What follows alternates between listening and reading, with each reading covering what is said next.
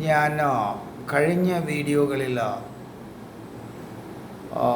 വിഴിഞ്ഞം പോർട്ടിനെക്കുറിച്ചും outer ring റോഡിനെക്കുറിച്ചും ഒക്കെ വിശദമായി സംസാരിച്ചിരുന്നു. ആ വീഡിയോ അല്ലെങ്കിൽ ആ വീഡിയോകൾ നിങ്ങൾ കണ്ടു കാണുമെന്ന് വിശ്വസിക്കുന്നു. ഇനി അത് കാണാത്തവർക്ക് വേണമെങ്കിൽ പ്ലേലിസ്റ്റിൽ പോയിട്ട് നിങ്ങൾക്കതെടുത്ത് കാണാവുന്നതാണ്. അപ്പോൾ എല്ലാവരും പൊതുവെ ചോദിക്കുന്ന ഒരു ചോദ്യമാണ്, എന്താണ് ഈ logistics and supply chain management, അല്ലെങ്കിൽ ഞങ്ങൾ എന്തിന് ഈ logistics and supply chain management പഠിക്കണം? Why study logistics and supply chain management? പലർക്കും എന്താണെന്ന് അറിയില്ല, അല്ലെങ്കിൽ ഇത് എന്തിനു പഠിക്കണം, ഇത് പഠിച്ചുകൊണ്ട് എന്താണ് പ്രത്യേകത?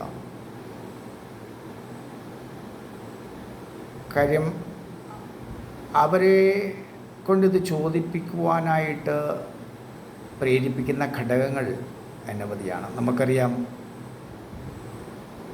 ഇന്ന് കേരളത്തിൽ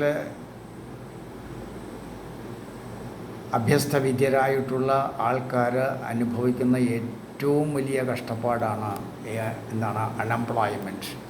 കേരളത്തിൻ്റെ അൺഎംപ്ലോയ്മെൻ്റ് എന്ന് പറയുമ്പോഴത്തേക്ക് അത് മറ്റ് നമ്മുടെ സംസ്ഥാനങ്ങളിലുള്ളതുപോലെയല്ല, എഡ്യൂക്കേറ്റഡ് അൺഎംപ്ലോയ്മെൻ്റാണ്. അപ്പോൾ getting a job these days is no easy task. Competition getting more difficult than ever it was. About the question, how well equipped are we to face?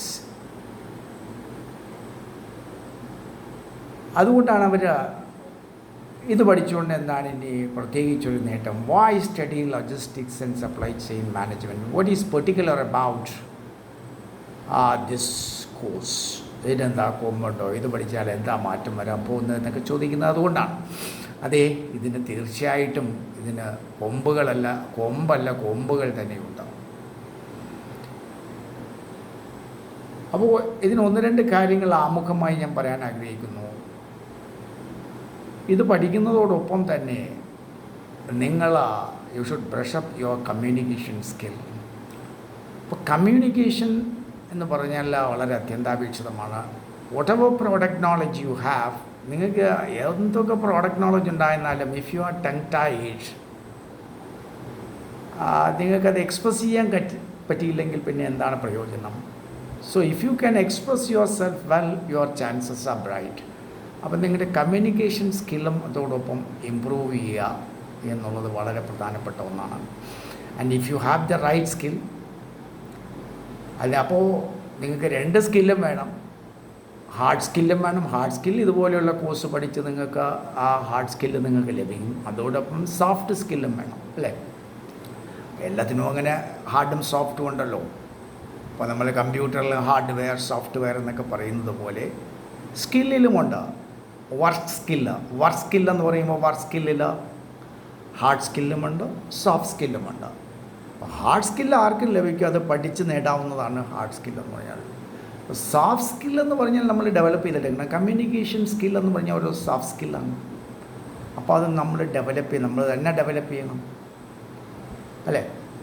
അപ്പോൾ കമ്മ്യൂണിക്കേറ്റ് ചെയ്യാനുള്ള കഴിവ് വളരെ വളരെ അത്യന്താപേക്ഷിതമാണ് ഏത് രംഗത്തായി കഴിഞ്ഞാലും. ഓക്കെ, നമുക്ക് സബ്ജക്റ്റിലേക്ക് തിരിച്ചു വരാം. Why study logistics and supply chain management? അപ്പോൾ അങ്ങനെ ചോദിക്കുന്നവർക്ക് എനിക്ക് പറയാൻ ഒന്നേ ഉള്ളൂ, ദർ ആർ മെനി റീസൺസ്. ഒന്നല്ല, there are many reasons you should consider studying logistics and supply chain management. അത് ഒന്നോ രണ്ടോ റീസൺ അല്ല, ഒരുപാട് റീസൺസ് ഉണ്ട്. You should consider studying logistics and supply chain management. Perhaps the most important reason is that this field, logistics and supply chain management, this field offers excellent career opportunities, excellent job opportunities. So if you are looking for a challenging and rewarding career, this is definitely one of the options you may consider. ഇനി യാതൊരു സംശയവുമില്ല.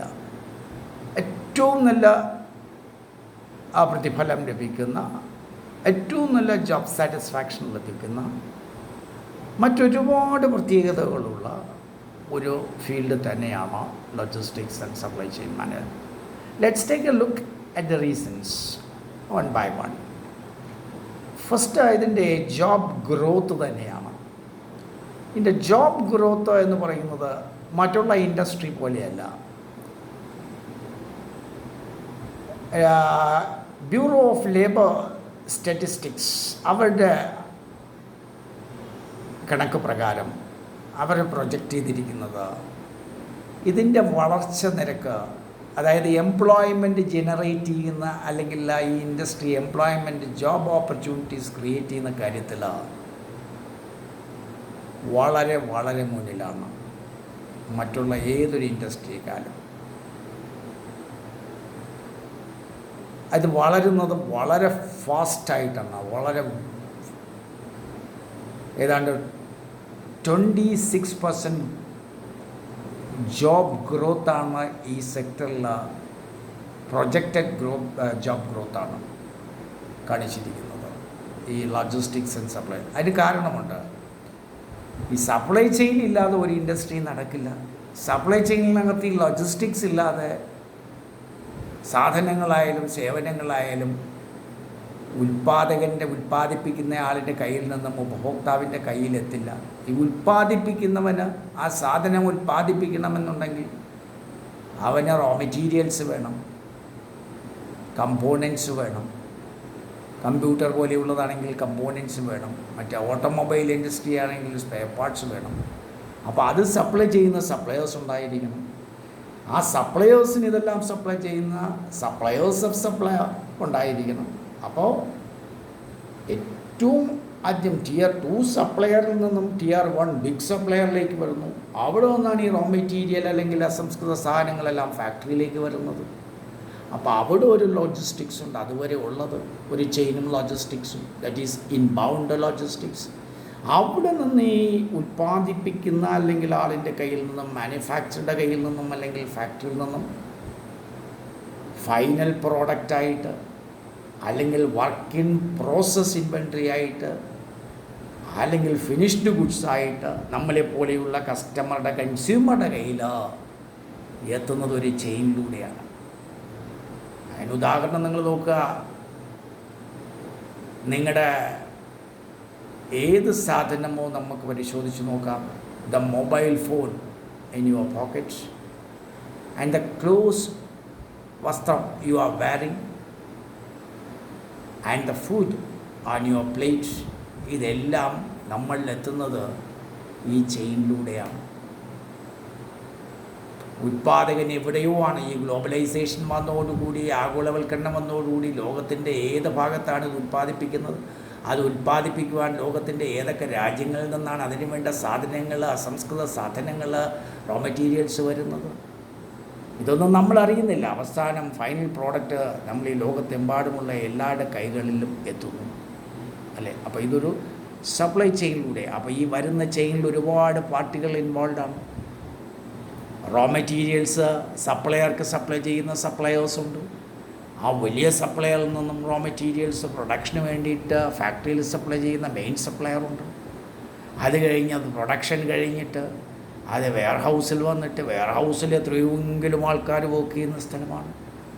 അവിടെ നിന്ന് പിന്നെ അത് പാക്കേജിങ്ങൊക്കെ കഴിഞ്ഞ്, packing and ലേബലിങ്ങും ഒക്കെ കഴിഞ്ഞ് അവസാനം അത് മാർക്കറ്റിംഗ് ടീമിൽ വരുന്നു, അല്ലേ? അത് കഴിഞ്ഞ് അവർ മാർക്കറ്റ് ചെയ്ത് ഡിസ്ട്രിബ്യൂട്ടറിൽ വരുന്നു. ഡിസ്ട്രിബ്യൂട്ടർ, ഹോൾസെയിലർ, റീറ്റെയിലർ, അല്ലേ?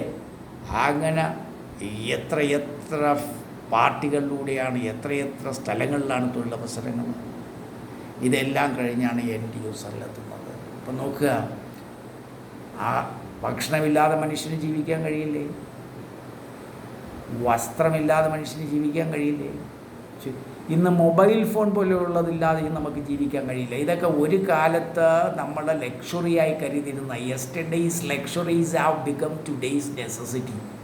അത് ഇന്നത്തെ അത്യാവശ്യമായി കഴിഞ്ഞു. അതില്ലെങ്കിൽ പണ്ട് കാലത്ത് ആ ആൾക്കാരെ പോലെയല്ല. ഇന്ന് നമ്മൾ ബെഡിൽ നിന്ന് നേരെ എണീറ്റ് തപ്പി നോക്കുന്നത് എന്താണ്? നമ്മൾ ആദ്യം തപ്പി നോക്കുന്നത് മൊബൈലാണ്. രാവിലെ വെള്ളം അടിച്ചില്ലെങ്കിൽ കൈവറയ്ക്കുന്ന ആൾക്കാരെ കുറിച്ച് നിങ്ങൾ കേട്ടിരിക്കും. പക്ഷേ ഇന്ന് രാവിലെ എണീറ്റുടൻ മൊബൈൽ കയ്യിൽ കിട്ടിയില്ലെങ്കിൽ കൈക്ക് വിറയലുണ്ടാകുന്ന ആൾക്കാർ വരെ ഉണ്ട്. അപ്പോൾ ആ ഒരു അത്രത്തോളം ഒരു നെസസിറ്റിയായി മാറിയിരിക്കുന്നു. ഇതൊന്നും ഇല്ലാതെ മനുഷ്യന് ജീവിക്കാൻ പറ്റത്തില്ല. അപ്പോൾ ഈ മേഖലയിൽ എന്തെങ്കിലും തൊഴിലില്ലാതെ വരുമോ? ഒരിക്കലും തൊഴിലില്ലാത്തൊരവസ്ഥ ഉണ്ടാകില്ല. ഇതിലെ മാനേജേഴ്സ്, സപ്ലൈ ചെയിൻ മാനേജേഴ്സിനൊക്കെ ഏറ്റവും നല്ല സാലറി ആയിരിക്കും കിട്ടുക if you have the correct or right skill set. അത് പ്രത്യേകം പറയും. അപ്പോൾ ജോബ് ഗ്രോത്ത്, ജോബിൻ്റെ കാര്യത്തിലൊരു വിഷമമേ വേണ്ട, അല്ലേ? അതാണല്ലോ ഏറ്റവും പ്രധാനപ്പെട്ട പ്രശ്നമെന്ന് പറഞ്ഞു കഴിഞ്ഞാൽ ജോലി വേണം. പലരും പല ഡിഗ്രികളും എടുത്തിട്ട് നമുക്ക് ഇറങ്ങി നോക്കിക്കഴിഞ്ഞാൽ കാണാൻ കഴിയുന്ന ബിടെക്കുകാർ ഒരു 5 കല്ലെടുത്ത് നമ്മൾ മേളിലോട്ട് എറിഞ്ഞാൽ 4 എണ്ണവും വന്ന് വീഴുന്നത് ഒരു ബിടെക്കുകാരൻ്റെ തലയിലായിരിക്കും. ജോലിയില്ല. ഇനി പഠിച്ചിറങ്ങുന്നവർക്ക് തന്നെ ക്വാളിറ്റി ഇല്ല. പ്രീമിയർ ഇൻസ്റ്റിറ്റ്യൂട്ടായ IIT, Indian Institute of Management പോലെയുള്ള സ്ഥാപനങ്ങളിൽ നിന്നിറങ്ങുന്നവർക്ക് മാത്രമാണ് ആഗോള നിലവാരത്തിലുള്ള എന്തെങ്കിലും ഒരു ആഗോള നിലവാരമുള്ളത്.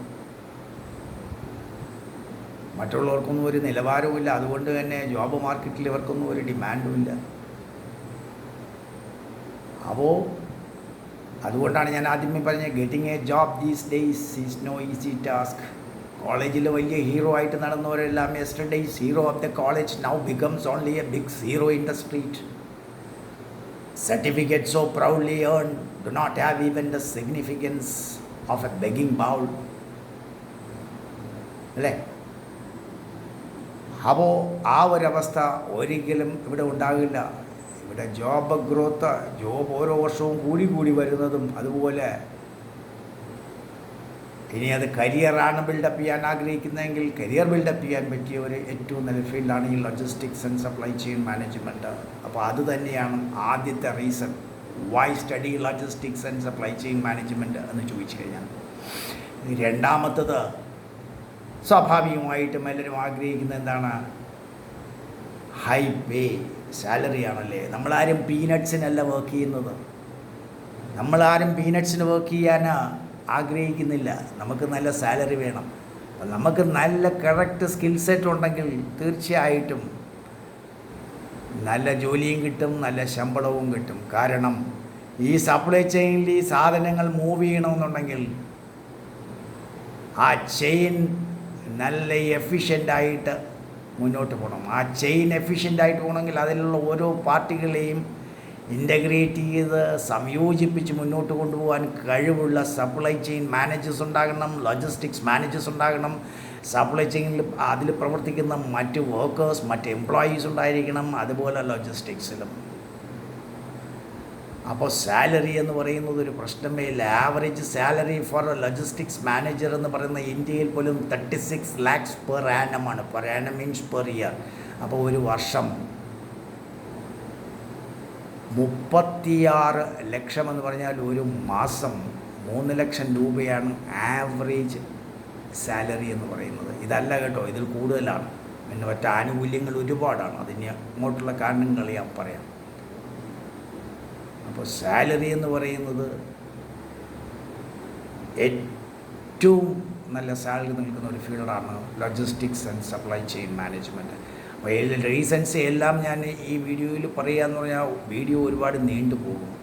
അതുകൊണ്ട് ഞാനിപ്പോൾ 2 കാര്യങ്ങൾ, 2 റീസൺസ് ഞാൻ പറഞ്ഞു why you should study logistics and supply chain management. First job growth, second high pay. ഇനിയുള്ള റീസൺസ് ഓരോന്നായിട്ട് ഒരെണ്ണം അല്ലെങ്കിൽ 2-3 റീസൺസ് വെച്ച് നമുക്ക് അടുത്ത 2 വീഡിയോയിൽ ഈ ചോദ്യത്തിനുള്ള ഉത്തരം പൂർണ്ണമാക്കാം. അതിനുശേഷം എന്താണ് സപ്ലൈ ചെയിൻ മാനേജ്മെൻറ്റ്, എന്താണ് ലോജിസ്റ്റിക്സ് എന്ന് നമുക്ക് പഠിക്കാം, ഡീറ്റെയിലായി പഠിക്കാം. അതുകൊണ്ട് ഈ വീഡിയോകൾ മുടങ്ങാതെ കാണാൻ ശ്രമിക്കുക.